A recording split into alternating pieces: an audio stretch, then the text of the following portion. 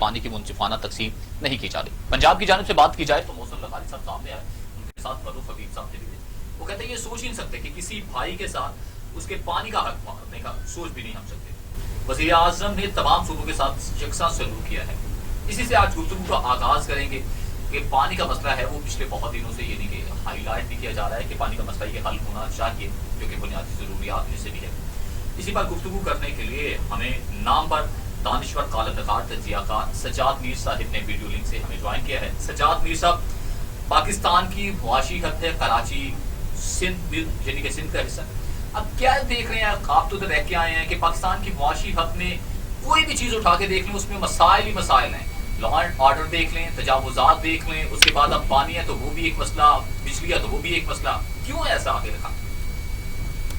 دیکھیں, پانی کا مسئلہ ایک بہت نازک مسئلہ ہے جس پہ بہت غور کرنا چاہیے. صرف کو شکایت ہے کہ اس کا پانی پنجاب پی جاتا ہے.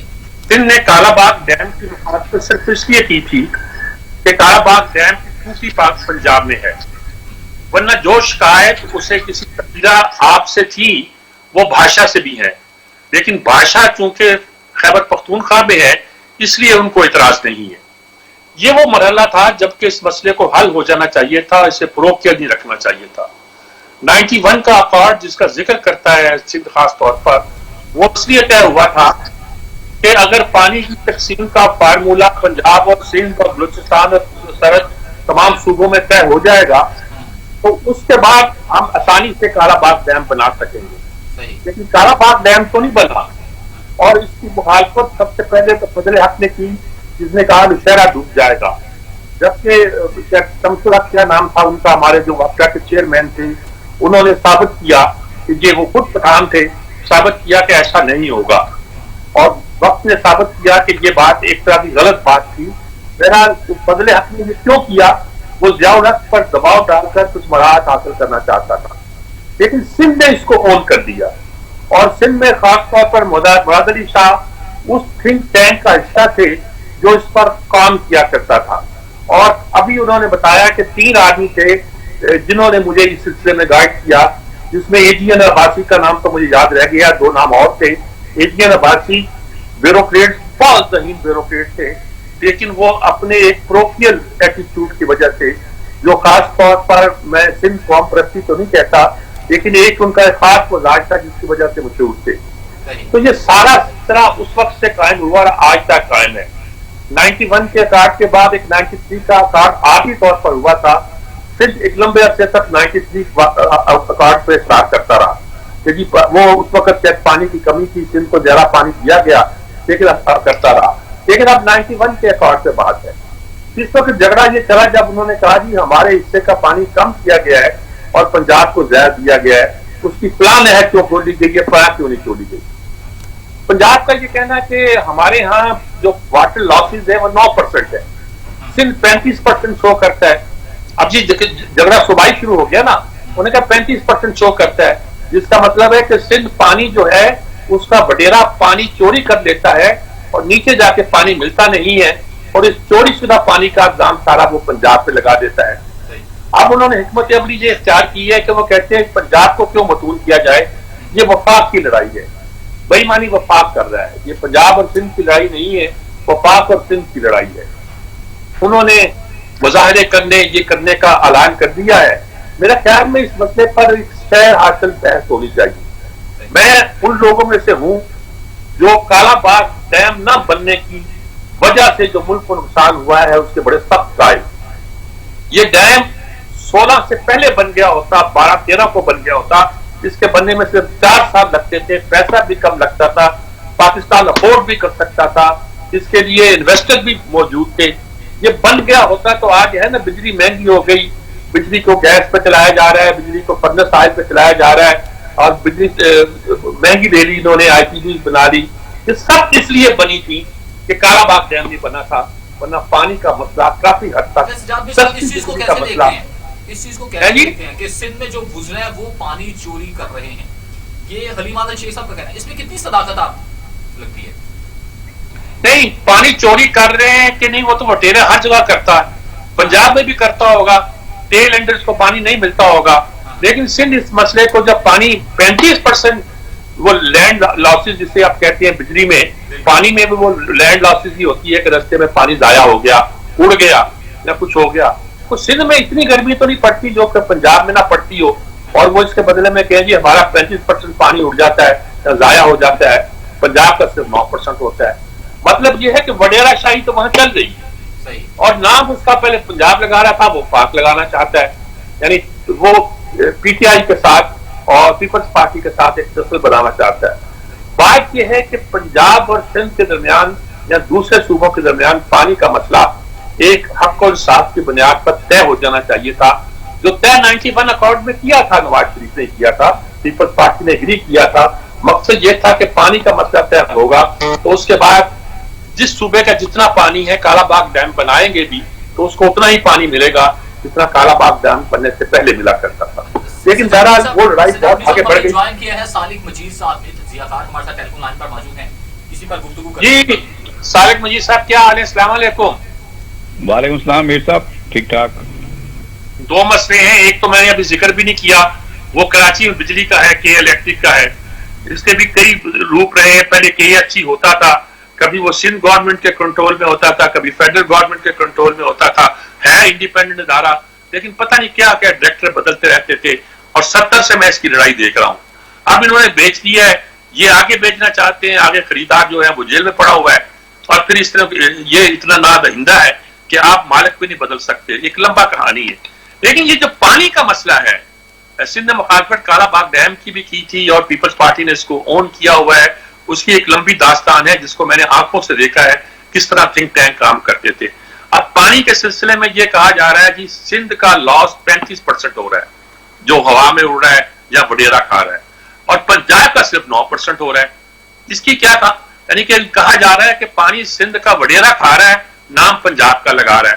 اب انہوں نے پنجاب نے جب سٹینڈ دیا ہے تو وہ نام پنجاب کا نہیں وفاق کا لگا رہا ہے. آپ کی کیا اس پہ اسسمنٹ ہے؟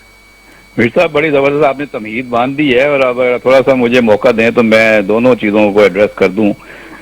پہلی بات جو ہے وہ آپ نے کے الیکٹرک کی، میں اس پہ بعد میں آتا ہوں، پہلے پانی کے مسئلے پہ بات کر لیتا ہوں. پانی میں آپ نے خود دیکھا ہے کہ کس طریقے سے پانی چوری کرنے کے الزامات لگتے رہے ہیں. اس میں ایک تو انتظامی معاملہ ہے، کچھ بحرانی صورتحال ہے، اور کچھ سیاست ہے. تینوں چیزوں کو جب آپ یکجا کرتے ہیں تو پھر یہ صوبوں کے درمیان عدم اعتماد والی پوزیشن بنتی ہے. آپ نے 91 کے اکارڈ کی بات کی کہ نواز شریف کے دور میں یہ معاہدہ ہو گیا تھا، بہت پہلے ہو جانا چاہیے تھا، نہیں ہوا تھا. بھٹو صاحب کے دور میں نہیں ہوا، ضیاء الحق صاحب کے دور میں نہیں ہوا، اور اس کے بعد جو ہے وہ مختلف حکومتوں میں مسائل بنے. لیکن نواز شریف کے دور میں 91 میں جب معاہدہ ہوا اس وقت پیپلز پارٹی سندھ میں حکومت میں نہیں تھی، یہاں جان صادق کی حکومت تھی. اور پیپلز پارٹی بعد میں جب حکومت میں آئی تو وہ چاہتے ہوئے بھی 91 کے اکارڈ کو اس پوزیشن میں نہیں تھی کہ ریورس کر سکتی یا اس کے اوپر کوئی ایسے اعتراضات لا سکتی کہ باقی صوبے بھی ان اعتراضات کا ساتھ دیتے. اس لیے 91 کا جو معاہدہ ہے وہ ہمارے پاس اس وقت ایک بہترین ایسا معاہدہ ہے جس کے اوپر اگر عمل درآمد کر لیا جائے صحیح معنوں میں حق اور انصاف کے ساتھ تو بہت سے مسائل خود بخود حل ہو جاتے ہیں. مسئلہ مانیٹرنگ کا ہے.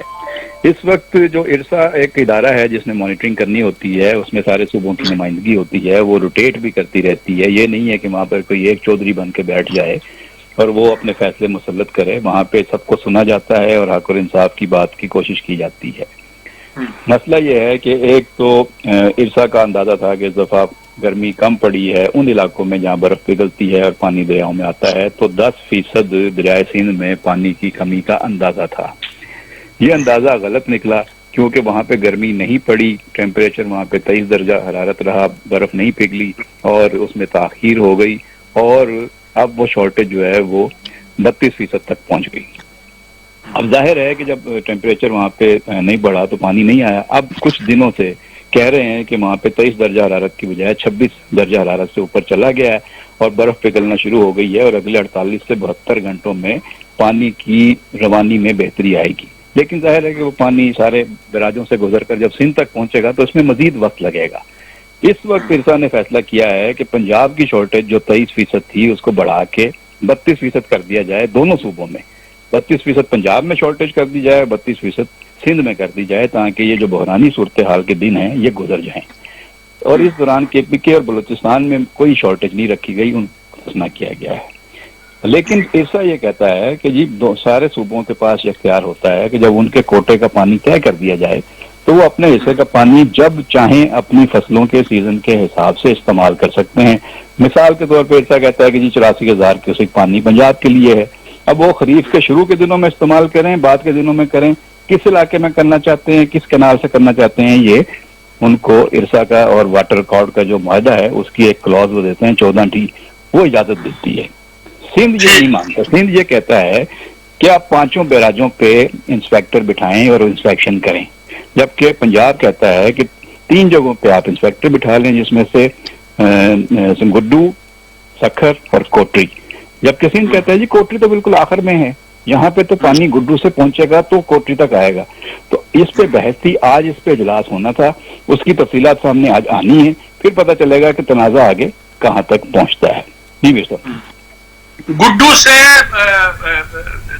کون سا ڈیم، غلام محمد ڈیم کہتے ہیں، اسے کیا کہتے ہیں حیدرآباد والے، کوٹری ڈیم، اس میں تو پانی صرف میرا خیال دادو کو جاتا ہوگا. جی جاتا تو ہے، اور اسی وجہ سے پانی کراچی تک پہنچتا ہے. اگر ڈاؤن سٹریم وہ کوٹری سے آگے نہیں آئے گا تو وہ پانی کینجر جھیل میں نہیں پہنچ سکے گا. کینجر جھیل میں جو کینال کراچی کو پانی لے کے آتی ہے اس میں پانی کا لیول نیچے ہو گیا ہے. کراچی کی پانی اس وقت سپلائی بہت خطرے میں ہے. اگر کچھ دن اور پانی دریائے سندھ میں کوٹری سے آگے کینجر تک نہ آیا تو کراچی کی 2 کروڑ سے زائد آبادی کی پانی کی سپلائی بہت خطرے میں ہے اس وقت. کراچی کا نام تو لے رہے ہیں، میں جو بات کہہ رہا ہوں کہتا ہوں گڈو سے پانی تو آپ چیک کرتے ہیں، آپ کوٹری پر چیک نہیں کرنا چاہتے، تو جو درمیان میں پانی وہ کہتے ہیں 35% ہمارے لاسز ہے، وہ کہاں جاتا ہے پانی؟ وہ یہ کہہ رہے ہیں کہ آپ کوٹری پہ بعد میں چیک کیجئے گا، پہلے گڈو پہ جو پانی پہنچ رہا ہے اس کا حساب دیں کہ پنجاب سے جو پانی گڈو تک پہنچ رہا ہے پہلے وہ بتائیں کہ جو ہمارے حصے کا پانی آپ بتا رہے ہیں پہنچ رہا ہے، پہنچ بھی رہا ہے یا نہیں پہنچ رہا ہے. چیک کروا دیے جی اس میں یہی تو تنازع ہے. اصل میں یہ کہہ رہے ہیں کہ جو تونسا پانجنت کی جو کینال آپ نے کھولی ہے جہاں سے آپ پانی دے رہے ہیں اور وہاں سے کوئی 1.25 لاکھ ایکڑ اراضی جو ہے وہ ڈیرہ غازی خان کی اور پانجنت کے علاقے کی، چناب کے علاقے کی سیراب کرنے چاہ رہا ہے پنجاب، اس پہ سندھ کو اعتراض ہے کہ آپ ٹی پی کینال بند کریں. ٹی پی کینال میں پانی جو پنجاب چھوڑ رہا ہے دریائے سندھ سے لے کے جا رہا ہے وہ اس طرف، اس کے اوپر پنجاب کا یہ موقف ہے کہ جو ہمارے حصے کا 84,000 کیوسک پانی صاحب ہم اپنی مرضی سے جہاں چاہیں استعمال کریں، شروع میں کریں یا اینڈ میں کریں، ڈیرہ غازی خان میں کریں یا کہیں اور کریں، یہ پنجاب کا موقف ہے. سندھ اس موقف پہ مان نہیں رہا، وہ کہہ رہے ہیں ہمارا پانی آپ ادھر لے کے جا رہے ہیں، ہمارا پانی کم ہوا ہے. اب یہ تنازع حل کون کرے؟ حل کرنے کے لیے ارسا ہے. ارسا نے 12 لاکھ کا اجلاس بلایا اور ایک کمیٹی بٹھا رہے ہیں اور وہ جو ہے وہ اس کا فیصلہ کرے گی. اور یہ تنازعات جو ہیں وہ سیاست کی نظر نہیں ہونے چاہیے، یہ ٹیکنیکلی پیورلی ٹیکنیکل چیزیں ہیں. دنیا بھر میں انجینئر فیصلہ کرتے ہیں. میں اس بات کا قائل ہوں کہ جن لوگوں نے کالا باغ ڈیم کی مخالفت کی تھی انہوں نے بہت ظلم کیا پاکستان پر، ورنہ یہ مسئلہ تو دیکھیں اگر کوئی مریض ہے تو اس کا علاج ڈاکٹر کرے گا، اگر کوئی عمارت بنانی ہے تو انجینئر فیصلہ کرے گا، اگر کوئی ڈیم بنانا ہے تو یہ فیصلہ سیاستدان نہیں کریں گے، یہ فیصلہ اسمبلیوں میں نہیں ہوگا، یہ فیصلہ تو آپ کے ٹیکنیکل ماہرین کی رپورٹوں پر ہوگا. اس کے بعد آپ کی حکومتیں کریں اور یہ فیصلہ کریں اور اس کو لے کے چلیں. ظلم تو کیا ہے، مشرف صاحب کے 9 سال ضائع ہوئے، ظلم کیا ہے ضیاء الحق صاحب کے دور میں وقت ضائع ہوا. سیاسی حکومتوں کو تو اتنا ٹائم ہی نہیں ملا کہ وہ ڈیم بنا سکیں. ڈیم بنانے کے لیے کم سے کم 8 سے 10 سال چاہیے. اتنا ٹائم کون سی حکومت کے پاس تھا؟ کالا باغ ڈیم میں یہ آسانی تھی کہ 4-5 سال میں بن سکتا تھا.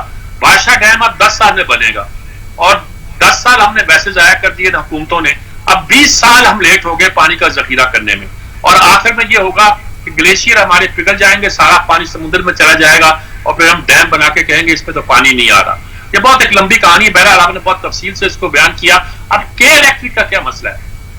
میر صاحب کے الیکٹرک کی صورتحال اس وقت سچی بات یہ ہے کہ کے الیکٹرک سے آپ جتنی مرضی شکایتیں کر لیں اور جتنے چاہیں دکھڑے رو لیں، اس وقت اگر کے الیکٹرک آج ہاتھ اٹھا لے اور وہ کہے کہ جی میں اپنا بریف کیس بند کر کے جا رہا ہوں، تو پاکستان کی ساری حکومتوں کے پاس یا سسٹم کے پاس کوئی ایسا آلٹرنیٹ نہیں ہے کہ کراچی کو سپلائی کر سکے بجلی.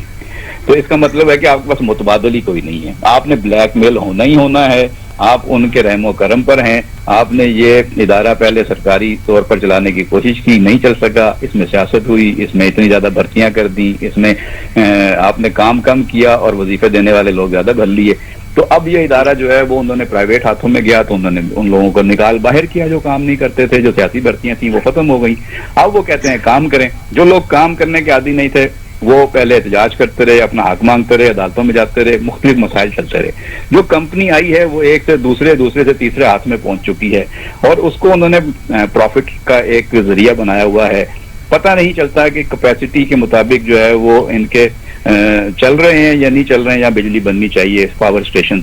اور گیس اور فرنس آئل اور اس کا جو معاہدے ہوئے ہیں وہ اتنے گنجلک اور اتنے مشکوک ہیں, سمجھ نہیں آتا کہ ان کے اوپر کوئی مانیٹرنگ یا چیک اینڈ بیلنس کیوں نہیں ہے. کیونکہ ریٹ لیا جاتا ہے گیس کا اور اس کے بدلے فرنس آئل خریدا جاتا ہے یا حکومت سے لیا جاتا ہے, یعنی حکومت مہنگی چیز سستے داموں دیتی ہے. تو نقصان حکومت کا ہے, حکومت کا نقصان مطلب عوام کا ہے. پیسہ بالآخر عوام سے ہی لینا ہے. جب بھی بجلی مہنگی کریں گے یا لائن لاسز کے اوپر آپ پیسے بڑھائیں گے, لوگوں سے لیں گے, تو وہ کون دے گا؟ پبلک دے گی. تو یہ کے الیکٹرک میں تو آپ ایسے پھنس چکے ہیں کہ جب تک آپ کوئی آلٹرنیٹ ادارہ نہیں لے کر آتے, تو آپ جیسے موبائل فون کمپنیوں میں آلٹرنیٹ ہے, آپ ایک کمپنی زیادہ چارج کرتی ہے, آپ اس کا کنیکشن بند کر کے دوسری کمپنی سے لے لیتے ہیں. بجلی کا آپ کیا کریں گے؟ سارا سسٹم ان کے پاس بیچنے کا انتظام تو ہو گیا تھا شگائی الیکٹریکل کو. شاید کاظمی صاحب کوئی تھے اس کے جو اب جیل میں ہیں پڑے ہوئے, برطانیہ میں کہ کہاں دبئی میں پڑے ہوئے. تو میرا خیال میں یہ بدقسمتی بھی ہے کہ جو اگر ان کو گاٹ ملا تو وہ خود مقدمات میں پھنسا ہوا ہے. ابراج گروپ کی بات آپ کر رہے ہیں, وہ لندن اور امریکہ کے معاملات میں پھنس گئے ہیں عارف نقوی صاحب. اور عارف نقوی صاحب جو ہیں وہ اس کو چلا سکتے تھے, لیکن شنگھائی پاور کمپنی جو ہے وہ اس کو لینا چاہتی تھی. یہ امریکہ اور چین کی لڑائی ہے میر صاحب, یہ بالکل ویسے ہی ہے جیسے آپ کے پی آئی اے کے جہازوں میں فرانس اور امریکہ کی لڑائی ہوتی تھی اور نقصان پی آئی اے کو ہوتا تھا. یہ بالکل اس وقت جو عالمی طاقتیں ہیں یا ان کے جو ایجنٹ ہیں, فرنٹ مین ہیں, وہ یہاں ان پرائیویٹ کمپنیوں کے ذریعے آپ کی حکومت کو یرغمال بنا لیتے ہیں, فیصلے نہیں کرنے دیتے اور اپنے منافع بخش فیصلے کرتے ہیں, پروفٹ یہاں سے اٹھا کے باہر لے جاتے ہیں. کے الیکٹرک بھی اس کی ایک بہترین مثال ہے. اور یہ عالمی طاقتوں کی لڑائی ہے, اس میں کچھ یہاں پاور بروکرز ہیں جو یہ سارے فیصلے کرتے ہیں. اب یہ کوئی عدالتانہ کمیشن بنے, کوئی تحقیقات ہو تو فیصلہ ہو, لیکن متبادل نہیں ہے میر صاحب. کچھ آپ چلائیں گے الیکٹرک. بالکل ٹھیک بات ہے. اب ہم کہتے ہیں یہ انویسٹمنٹ نہیں ہوئی ہے, انفراسٹرکچر نہیں بنا, یہ نہیں کیا, وہ نہیں کیا, لیکن سارا اسٹرکچر ایسا ہے تو کوئی بھی اس کو چلانے کے لیے تیار نہیں ہے. جو بھی چلاتا ہے نقصان میں جاتا ہے. بالکل ٹھیک کہا آپ نے, بلیک میل ہو رہے ہیں, اس کا کوئی علاج ڈھونڈنا چاہیے. بہرحال بہت شکریہ آپ کا, آپ نے دونوں مسئلوں پر ہماری رہنمائی کی اور بہت اچھے طریقے سے سمجھایا اس کی کیا صورتحال ہے. بہت شکریہ آپ کا. جواد صاحب, یہ ساری بات آپ نے سن لی نا جی, اب سے اندازہ ہو سکتا ہے کہ پرابلم کتنے گمبھیر ہیں اور ان کے حل کرنے کے لیے ہمیں کیا کرنا چاہیے اور کیا نہیں کرنا چاہیے. سب باتیں ایسی ہیں جس سے ہمیں سوچنا ہے اور اس کا کوئی نہ کوئی حل تلاش کرنا ہے. پانی کے مسئلے پر جب بات ہو رہی, سالم مجید صاحب نے مانیٹرنگ کی بات کی ہے. انہوں نے کہا تھا, پنجاب والوں نے کہا تھا کہ جی مانیٹرنگ ٹیمیں بٹھا دی جاتے ہیں, مانیٹرز بٹھا دیے جاتے ہیں. کیا وجہ ہے کہ معاملات طے ہو نہیں پا رہے؟ آڑے کیا چیز آ جاتی ہے؟ وہ کہتے ہیں توسا پہ بٹھائیں, کوٹلی پہ نہ بٹھائیں. شک کے لوگوں کے تو توسا تک تو پانی جو پہنچتا ہوگا وہ چوری کر دیا جاتا ہوگا پہلے ہی. یہ جتنے بیریجز ہیں آپ کہیں جی, آپ کراسی میں سب کو چیک کریں پانی کہاں ہے کہاں نہیں ہے, وہ کہتے ہیں اڑ جاتا ہے, وہ کہتے ہیں لینڈ آفیس ہو جاتے ہیں. یہ کہتے ہیں کہ جی ہمارے 9% ہے پنجاب میں, آپ کے 35% کہاں سے ہو گئے؟ وہاں وڈیرے زیادہ طاقتور ہیں نا, مطلب وڈیروں کا بھی ہے. لیکن صوبائی فصل اپنی جگہ, پانی میں ہماری پلاننگ جو ملک کی سطح پر ہے اس کی خامیاں اپنی جگہ, لیکن یہ جو 35% لاسز ہے کہ مجھے سمجھ نہیں آ رہے کیسے ہوتے ہیں.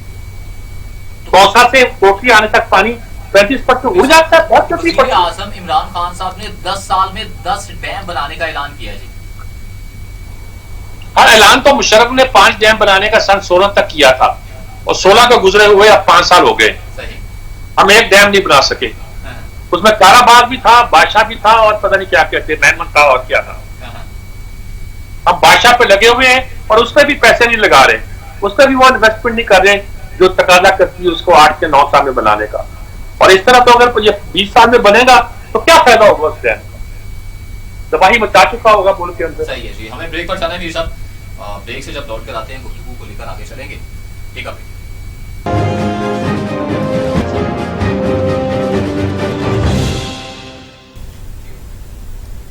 Welcome back. سجاد میر صاحب, جہانگیر ترین صاحب نے میڈیا سے گفتگو کرتے ہوئے کچھ باتیں کی ہیں, جن میں سے ایک دو باتیں ہیں وہ کہتے ہیں کہ سیاست میں اب ہمیں انصاف ملنا چاہیے, اور جو رپورٹ ہے علی ظفر صاحب کی وہ بھی پبلک ہو جانی چاہیے, کیونکہ کہا یہ جا رہا تھا کہ پبلک ہو جائے گی, مگر یہ بھی کچھ نہیں ہے. دوسری جانب ایک اور بھی اس میں بڑی اہم بات ہے کہ نذیر چوہان صاحب کے खिलाफ जो एक्शन किया जा रहा है, अपने खिलाफ मुकदमे में जमानत नहीं कराऊंगा, तहरीक इंसाफ के MPA जो है नजीर चौहान साहब ने कहा, वो पहुंचे भी हैं लाहौर के थाना रेस कोर्स में मुकदमा दर्ज, मगर उनकी गिरफ्तारी। कैसे देख रहे हैं तमाम चीजें आपस में जुड़ती हुई नजर आ रही हैं, जबकि जहांगीर तरीन ने इस पर वाज़ेह तौर पर कहा कि जो मामला जो खराब हुए हैं नजीर चौहान के खिलाफ मुकदमे से बात भी हुई है, शहजाद अकबर ने पर इल्जाम है। क्या देख रहे हैं आप इन तमाम चीजों को लेकर? देखिए, अंदाजा यही है कि लोग कहते हैं कि ये बजट गुजारना चाहते हैं और ये लोग बजट पे तो वोट देंगे तहरीक इंसाफ को ही और किसी और को नहीं करेंगे। जहांगीर तरीन इस तरह की लड़ाई नहीं लड़ेगा कि हुकूमत को ही मसाइल में मुब्तला कर दे। लेकिन ये कहा जाता है कि जो लोग बैठे हुए हैं हुकूमत के अंदर, यानी इमरान खान की बात नहीं, जो लोग बैठे हुए हैं, शहजाद अकबर ने मुकदमा कर दिया है, तो उनकी नीयतें कुछ ठीक नहीं है। उनकी नीयतें ये है कि बजट तो पास करो फिर तुमसे निपटते हैं। और अब उसने नजीर चौहान के खिलाफ जो मुकदमा किया है, मुझे नहीं उसके कंटेंट के बारे में कुछ कहना और ना ये मुनासिब मालूम होता उसके बारे में कहा जाए। लेकिन ये है कि जब बात बढ़ जाएगी तो बहुत दूर तक जाएगी। अब सोशल मीडिया में तो बात बहुत आगे गई हुई है, तो ऐसी सूरत में नुकसान तो हुक्मरान जमात का होगा। पहले भी मुकदमा अली जफर को कहा गया तो अली जफर ने कहा मैंने कोई रिपोर्ट दी थी, मैंने जो बात कहनी है वो जुबानी कहनी होगी। और उन्होंने अगर जुबानी बात की है तो उससे लगता है कि उन्होंने यही ज़ाहिर है कि जो मुकदमे शहजाद अकबर ने बनाए होंगे वो कानूनी तो नहीं होते हैं, तो सुना वो बैरिस्टर, लेकिन वो मुकदमे सियासी बनाते हैं। और कोई तय है कि हर मुकदमे के बारे में उनको यकीन होता है कि ये बंदा फंसने वाला है। और आज तक उन्होंने जितने भी मुकदमे बनाए उसमें किसी एक का फैसला भी उनके हक में नहीं आया। ये हुए, फरोग नसीम हुए, अब अटॉर्नी जनरल भी शायद इनके साथ मिल गए हों, और सब लोग जो है अपना एक कानूनी मजाज रखते हैं। अली जफर एक डिफरेंट मजाज से आते हैं, वो ही थारल यानी कि कानूनदान, वो इसमें गड़बड़ नहीं करते। एहसन जफर साहब बड़े मनजमरन किस्म के कानूनदान हमारे हैं, और अब ये उनका बेटा जो है ये उनसे भी ज्यादा मनजमरन किस्म का है कि ये कानून के मुताबिक ये बता दिया होगा कि ये बात कोर्ट में जाके साबित नहीं हो सकती। हम इल्जाम लगा सकते हैं लेकिन पता नहीं क्या बताया होगा। उन्होंने कुछ बातें हैं जो मैं यहाँ कहना मुनासिब नहीं समझता, और जाहिर है कि ये बात अगर ज्यादा फैलेगी, वो अली जफर को कहते हैं कि भाई मुझ पर नहीं आप करें और मैंने कोई रिपोर्ट वोट नहीं दी, मैंने जो देनी है बात करनी है जबानी करनी, तो देखकर रिपोर्ट थोड़ी देनी है, तो वो उन्होंने दे दी होगी, बता दिया होगा कि ये मुकदमा। तो ऐसी सूरत में अब असद को बाल जो है वो इमरान खान के सोच में है कि वो क्या फैसला करते हैं। अपनी उस टीम को हदायत करते हैं कि मुकदमा जारी रखो, या दूसरी टीम की बात को मानते हुए अपने पुराने दोस्त के खिलाफ जो कहते हैं कि मुझसे सियासत न की जाए, उससे इंसाफ किया जाए, उनको इंसाफ देते हैं। ये बात काफी ठंडी हो गई थी, लेकिन अब इसमें सिर्फ गर्मी पैदा हुई है। और आज आप क्या देखते हैं, आपने भी जब इस पर आपका पॉइंट ऑफ व्यू लिया जहांगीर तरीन साहब के मुतालिक जो स्टोरी आई है सामने, तो आपने भी बात शुरू की बजट से, तो क्या देख रहे हैं कि बजट में रुकावट जहांगीर तरीन साहब बनेंगे या कि ऑपोजिशन बनेंगे? मेरे ख्याल में अपोजिशन ने भी क्या बनना है, लेकिन अपोजिशन खूब तकरीरें करेगी इस मसले पर, और अदालत शमात भी पेश करेगी उनके पास। देखिए इस वक्त हुकूमत की पॉलिसी ये है कि वो साबित करे कि वो ग्रोथ की तरफ जा रही है, वो साबित करे कि वो नए टैक्स नहीं लगा रही, वो साबित करे कि मुल्क तरक्की में आगे बढ़ रहा है। उनका ये अंदाजा तो है कि माजी में हम पीछे रह गए थे, लेकिन अब गालबन इसके शौकत तरीन के आने के बाद वो इस बात पे जोर देने की बजाय इस बात पे जोर दे रहे हैं कि हमारी ग्रोथ बड़ी हुई है, 4% हो गई है, अब हम उसको आगे लेके जा रहे हैं, 4 या 8% ले रहे हैं। और गालबन उन्होंने इसी बात पे किया है। सादिया सुहेल साहिब ने पीटीआई की रहनुमा, एक तो जहांगीर तरीन साहब है और दूसरी जानिब नजीर चौहान साहब है, इसी पर गुफ्तगू करने के लिए मासत लाइन पर मौजूद हैं। जी सारी सेल साहब, असल सारी बात आपके सामने है। क्या मसला है जहांगीर तरीन का, और फिर आप नजीर चौहान बीच में आ गए, क्या लगता है आपको पार्टी के अंदर इसके बारे में क्या राय पाई जाती है? देखिए जी, जहाँ तक जहांगीर तरीन साहब की बात है, वो हमारे पार्टी के साथ उनके एफिलिएशन और उनके जो खिदमात हैं उससे बिल्कुल इनकार नहीं किया जा सकता। वो इमरान खान के साथ बहुत बड़ी हेल्प रहे, पीटीआई में उनकी बड़ी खिदमात हैं और मैं उनकी दिल से बहुत इज्जत और कदर करती हूँ। और जहाँ तक अब के मामलात हैं चीजें, उनका जो स्टैंड है, देखिए जी खान साहब का स्लोगन ही ये था कि इत्तेसाब बिला तफरीक होगा। वो उनकी पार्टी में से हो, हम में से हो, मैं हूँ, खान साहब खुद हों, उन्होंने सबसे पहले अपनी ज़ात से एहतसाब का आगाज की पेशकश की थी। ऐसे मामलात में मेरे ख्याल में जहां जहांगीर तरीन का साहब का नाम आया है, मुझे लगता है कि इस पे वो जानते थे, इस विजन को जानते हुए इमरान खान का साथ उन्होंने हमेशा दिया है। और इंशाल्लाह ताला अल्लाह ने चाहा अगर वो उनका कोई ऐसा इसमें नहीं है तो वो क्लीन चिट लेके निकलेंगे, तो हमारे लिए वो वैसी ही काबिले इज्जत है। लेकिन अगर अल्लाह ना करे किसी जगह पे ऐसी कोई चीज है तो वो जवाबदेह हैं उन हकाइक के लिए, बिला तफरीक के ख्वाह मैं हूँ, इमरान खान साहब हूँ, अगर हम नवाज शरीफ, शहबाज शरीफ, जरदारी, ये मतलब पार्टियों के से ऊपर होके सियासत में इन चीजों से बालातर होके हमें अगर एहतसाब करना है तो फिर हमें सबका ख्याल करना है, तो बिला तफरीक करना है। तो हमने जी चौहान का क्या मसला है? शहजाद अकबर ने मुकदमा कर दिया उन पर। जी नजीर चौहान साहब मेरे बहुत अच्छे कुलीग हैं और हैं भी कुलीग हैं, और मैं समझती हूँ थोड़ा सा वो ज्यादा मतलब ऑन बोर्ड कुछ ज्यादा चले गए। उनको थोड़ा सा ये चीज का ख्याल रखना चाहिए था। अख्तलाफात अपनी जगह होते हैं, एक घर में 5 बहन भाई भी हों तो मसले मसाइल भी होते हैं, उन्हें जरूर बैठकर इमिकेबली सॉर्ट आउट करना चाहिए। लेकिन सियासत में होता है, प्रेशर भी बनता है, प्रेशर ग्रुप्स भी बनते हैं, this is all part of सियासत। लेकिन किसी को रिलीजियसली उसको टारगेट करना, किसी के रिलीजन को, किसी के मुसलमान होने मतलब मुसलमान होने या ना होने पर हमें इख्तियार नहीं है हम घर बैठ के फतवा दे दें कि वो आके ये साबित करे, ये करे। इस तरह की चीजों से गुरेज करना चाहिए।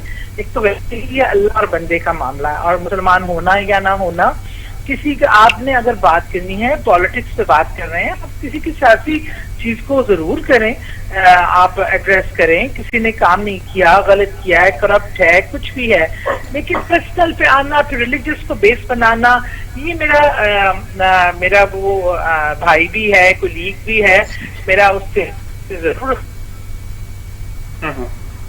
हमारा लीडर इमरान खान है, अगर उनको भी आज अगर वोट मिले हैं ना अपने हल्के से, तो वो ये बल्ले के स्थान पे मिले हैं, इमरान खान के नाम पे मिले हैं। अगर वो आज समझते हैं निशान के इलेक्शन में करके देखते हैं, लेकिन हमें अपने लीडर जिस विजन पर हम आए थे वो हमें नहीं भूलना चाहिए, और जिसकी बिना पे हम वोट लेके आए और जिस पर हमें वो भी नहीं भूलना चाहिए। हाँ, इमरान खान करप्शन करता है, अगर इमरान खान में बुराई है तो आप तब बात करें, लेकिन ये चीज के अगर हमारे जाती, ठीक है हमारे हलकों के इनके काम भी होते हैं, इन्हें मसाइल भी होते हैं, सेलेक्ट होके आना होता है, लेकिन उसका तरीकेकार बहरहाल बेहतर भी हो सकता था। इसमें इतना इस तरह की न कर सकते। हमें सियासत में इन चीजों से जरा बालातर होके और जाती मफादात से बालातर होके मुल्क के लिए सोचने की जरूरत है। हाँ, इस समय इल्जाम उन्होंने वो लगा दिया कि जिस इल्जाम का बड़ा हसास मामला है, और उन्होंने कहा कि मेरी जिंदगी के मुझे जान को खतरा है। यकीनन इस तरह के इल्जाम जो होते हैं बड़े, अब वो कहते हैं मेरे पास सबूत, पता नहीं क्या है। अल्लाह सबको अपनी पनाह में रखे, ईमान में रखे, और सबको अपने ईमान पे कायम रखने की तौफीक दे। बहुत शुक्रिया आपका सादिया सुहेल साहब, बहुत अरसे के बाद आपसे बात हुई, बहुत शुक्रिया आपका जी।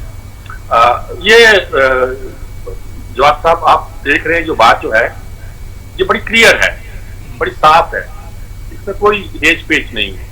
मसला ये है कि जहांगीर तरीन के हवाले से तो सब साफ कॉर्नर रखते हैं, लेकिन इस मसले पर जरा शहजाद अकबर की तरफ से हो जाता है कि वो इल्जाम ऐसा है कि वो जिंदगी को खतरा पैदा हो सकता है, जैसा कि उन्होंने कहा। तो मेरे ख्याल में ये पार्टी का भी अंदरूनी मामला है, जो ज्यादा आगे तक जाने की हमें इससे अभी नहीं है। तो यही है कि बजट तक कुछ नहीं होगा। सही, हमें ब्रेक पर जाना, ब्रेक से लौट कर आते हैं, वो आगे मिलेंगे एक मुख्तसर से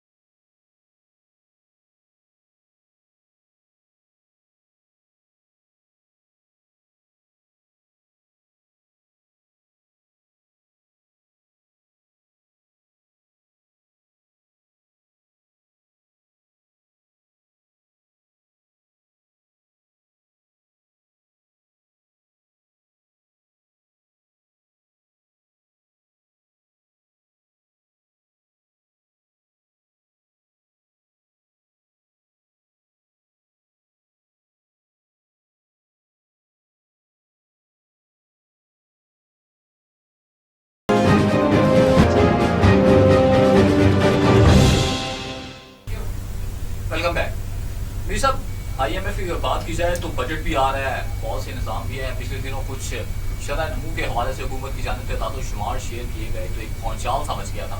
क्या देख रहे हैं कि IMF की रजामंदी से हुकूमत ने बुलंद मुआशी आदाब भी मुकर्रर कर दिए हैं, ये इसमें वाकई ये ठीक किया इन्होंने कि नहीं? नहीं, असल में ये शौकत तरीन की पॉलिसी है। उसने आते ही कहा था कि जब तक ग्रोथ नहीं होगी और महंगाई पर काबू नहीं पाया जाएगा कुछ मामला तय नहीं हो सकते। सही है। अच्छा, उनके आने के 1.5-2 महीने बाद ही, पहले तो उन्होंने कहा कि मईशत तबाह कर दी है, लेकिन उनके आने के 1.5 महीने बाद ही ब्यूरो ऑफ स्टैटिस्टिक्स ने आदाद जारी करके ये बता दिया कि हमारी ग्रोथ 3.9 थी और उसको हुकूमत 4% कहना शुरू कर दी।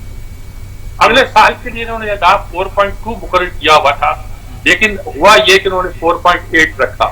यानी शौकत तरीन ये कहना चाहते हैं कि अगर हम अपना एहदाफ भी कम रखेंगे, उन्होंने IMF को इस बात पर कन्विंस किया होगा कि हम अपनी ग्रोथ तेज कर रहे हैं और ग्रोथ तेज होने से पैसे आएंगे, रेवेन्यू आएगा और उस रेवेन्यू आने की वजह से हम आपको पेमेंट करने की पोजीशन में होंगे।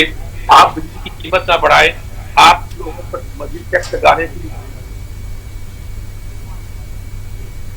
सही है। काबिला दोबारा बात करते हैं। आपको बताएं कि बज़ाहिर आलमी मालियाती फंड से समझौते के साथ हुकूमत मुआशी टीम की तब्दीली और हौसला अफजा मैक्रो इकनॉमिक इशारियों के बाद आइंदा माली साल के लिए अफ्तार सर की शरह मुआशी नमू और माली और बुनियादी खजाने के अहदाफ मुकर्रर कर रही है।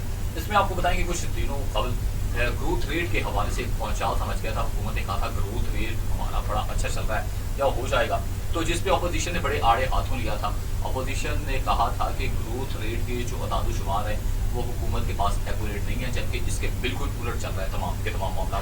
पीपल्स पार्टी ने भी काफी तनकीद का निशाना बनाया था। बिलावल भुट्टो ने उन्होंने कुछ डिजिट भी शेयर किए थे। मरियम औरंगजेब ने भी इनको बताया था कि आपके पास जो ग्रोथ रेट्स हैं हुकूमत के पास वो बिल्कुल गलत है। मगर अगर इन्फ्लेशन की बात की जाए यानी कि अफरात ज़र की, तो अफरात ज़र के 8% की बजाय 8.2% रहने का अंदाजा लगाया गया है, क्योंकि बजट आ रहा है, बजट में ये तमाम चीज़ें सामने आ रही हैं।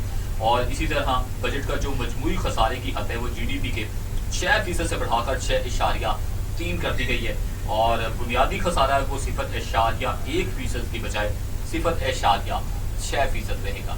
ये तमाम चीज़ें देखते हुए देखना यह है कि महंगाई कैसे कंट्रोल की जाएगी। हुकूमत आम आदमी को रिलीफ देने के लिए, उसकी बुनियादी सहूलियात के लिए, उसमें आसानियाँ पैदा करने के लिए क्या इक़दाम करेगी, क्योंकि बजट पर बहुत सी चीज़ें मुनहसर कर रही होती हैं। अगर बजट हमारा आ जाता है जिसमें तनख्वाहों की चीज़ें देखी जाती हैं, दिफाई यानी कि सूरत हाल भी देखी जाती है, उसके लिए बजट कितना मुख्तसर करना है, आपकी हेल्थ के लिए, आपकी एजुकेशन के लिए, ये तमाम चीज़ें एक मुख्तस की जाती हैं, बजट नहीं की जाती हैं। और उसके बाद फिर मिनी बजट भी आते रहते हैं, जैसा कि आप आने शुरू हो गए हैं, मिनी बजट भी आते रहे हैं। अगर कुछ ऐसा कबल देखें तो मिनी बजट में क्या क्या चीज़ें होती थी। बड़ा अपोजिशन की तरफ से कोई भी जमात अपोजिशन की होती थी तो उसमें वाबीला मचाया जाता है। मगर आप देखना है कि ये जो बजट के ये हुकूमत कैसे ये पास करवाती है, क्योंकि अपोजिशन भी ये प्लान कर रही है, ये लाया हमारे इख्तियार करेगी कि जो बजट है इसके लिए कुछ ना कुछ प्लानिंग की जाए। बजट आप कैसे पास करवाती है ये तो हुकूमत के लिए एक टफ टाइम भी बनता चला जा रहा है, मगर उसमें बहुत सी चीज़ें सामने भी होगी। ये तो आने वाला वक्त ही बताएगा कि हुकूमत इस पर क्या काम करती है। अगर कौमी असम्बली की कायमा कमेटी बनाए खजाना में वज़ारत खजाना और फेडरल बोर्ड ऑफ रेवेन्यू की एक टीम की जानिब से नज़रसानी शुदा medium term budget strategy paper पेश किया गया। अब ये एक रिपोर्ट आई है जिसमें ये तमाम चीज़ें डिस्कस की गई हैं। अफरात ज़र, आपका ग्रोथ रेट यानी कि इन्फ्लेशन, शरह नमू वगैरह, ये तमाम चीज़ें बताई गई हैं कि ये चीज़ें हो सकती हैं। हुकूमत अपोजिशन अरकान पर मुश्तमिल कमेटी ने मुआशी तखमीनों के बारे में सवाल किए और कहा कि इस तरह के दलाइल और मकासद मुख्तलिफ हुकूमतों के सामने पेश किए जा रहे हैं। अब अपोजिशन की ये चीज़ होगी कि वो कंपैरिजन करके बताएगी कि हमारे जो दौर थे उनमें ये रेट किधर थे, उनमें ये डिजिट किधर थे। अफरात ज़र के वो डिजिट कंपेयर करके बताएंगे, ग्रोथ रेट कंपैरिजन करेंगे। इसी हवाले से दीगर जो भी जिस हवाले से सामने बजट आता जाएगा वो डिजिट्स यानी कि शेयर करेंगे, यानी कि हर हद तक कोशिश करेंगे कि किसी भी तरह हुकूमत को टफ टाइम दिया जाए। जब टफ टाइम दिया जाएगा तो हुकूमत शायद के बौखलाहट का शिकार हो जाए। मगर अब हुकूमत कितनी साबित कदमी के साथ रहती है, जबकि शौकत तरीन साहिब ने कुछ चीज़ें सामने लेके आई हैं। उन्होंने कहा कि महंगाई को जो वज़ीर आज़म इमरान खान साहिब पिछले 2.5 से 3 साल से कहते आ रहे हैं कि हमने नीचे लेके जाना है, आम आदमी को रिलीफ पहुंचाना है, उसके लिए अब शौकत तरीन साहब आगे, उससे पहले भी आते रहे हैं, जैसा कि आपको भी पता है, हमारे साहब, ये तमाम लोग आते हैं। बिल्कुल आखिरी मुख्तसर से वक्त में मीर साहब हमारे साथ लाइन पर मौजूद है। प्रोड्यूसर साहब, मीर साहब आवाज आ रही है जी? हल्की से आ रही है यार आपकी। अच्छा मीर साहब वॉल्यूम बढ़ाइएगा जी। मीर साहब बिल्कुल मुख्तसर साहब से जानना चाहूंगा कि जो बात चल रही थी IMF, रजामंदी, मुआशी शर्रा, ये जो मुआशी ग्रोथ बताई जा रही थी, इन्फ्लेशन रेट के बारे में आप कुछ कह रहे थे, बिल्कुल मुख्तसर साहब क्योंकि वक्त बड़ा शॉर्ट है। नहीं, ये गालबन ये मैं कह रहा हूँ शौकत तरीन ने आइडिया भेजा है कि आप हमसे टैक्स लगाने का ना कहें, आप हमसे दूसरी शराइत जो सख्त आपने रखी हुई है उसका इसरार ना करें। हम बिजली की कीमत भी नहीं बढ़ा सकते, लेकिन हम अपना ग्रोथ बढ़ा के अपना रेवेन्यू बढ़ाएंगे और उस रेवेन्यू से आपकी जो पैसे हमने अदा करने हैं वो अदा करने की पोजीशन में आ जाएंगे। तो इन्होंने ग्रोथ का एक नारा बनाकर पहले तो कौम को कन्विंस किया है कि हम ग्रोथ पे हैं और रिजल्ट हुआ कि खुशी खुशी हुकूमत भी इसको बेचना शुरू कर दिया है। दूसरा IMF को कहा है कि हम ग्रोथ ओरिएंटेड बजट बना रहे हैं, 4.2 की बजाय 4.8 हमने रखा है, बल्कि 900 बिलियन रखा गया है कि टारगेट, कि ये हमारी ग्रोथ का टारगेट होगा। ये तो वो टारगेट है जो नवाज शरीफ के ज़माने में, जहाँ मुस्लिम लीग नून के ज़माने में आखिरी दिनों में रखा गया था, वो इसको इम्प्लीमेंट करने की सलाहियत रखते थे। ये रखते कि नहीं रखते, ये आने वाले दिनों में मालूम हो जाए। क्लोजिंग रिमार्क्स मीर साहब आपसे लेना चाहूंगा। क्लोजिंग रिमार्क्स ये जी कि अगरचे बीच में डिस्टर्बेंस हुई, लेकिन हमने इस बात को खासी तफसील के साथ खास तौर पर कराची और सिंध के मसले पर, पानी और बिजली के मसले पर बहस की, और हमने जहांगीर तरीन का मसला जो यहाँ एक जिंदा मसला बना हुआ है पंजाब का, उस पर गुफ्तगू की, और आखिर में हम IMF के रोल पर और ग्रोथ ये का जो नारा है उसके हवाले से भी बड़ी वजाहत के साथ गुफ्तगू कर चुके हैं। और अल्लाह करे कि तीनों मसले बेहतर तौर पर हल हों और खत्म हो गया, वरना और कई मसाइल थे जिन पर हम गुफ्तगू करना चाहते हैं। जी बिल्कुल, बहुत शुक्रिया सजाद मीर साहब। इसके साथ ही प्रोग्राम का वक्त अपने इख्तिताम को पहुंचा। अपने मेजबान जवाद बागी को दीजिएगा इजाजत। अल्लाह की दुआ।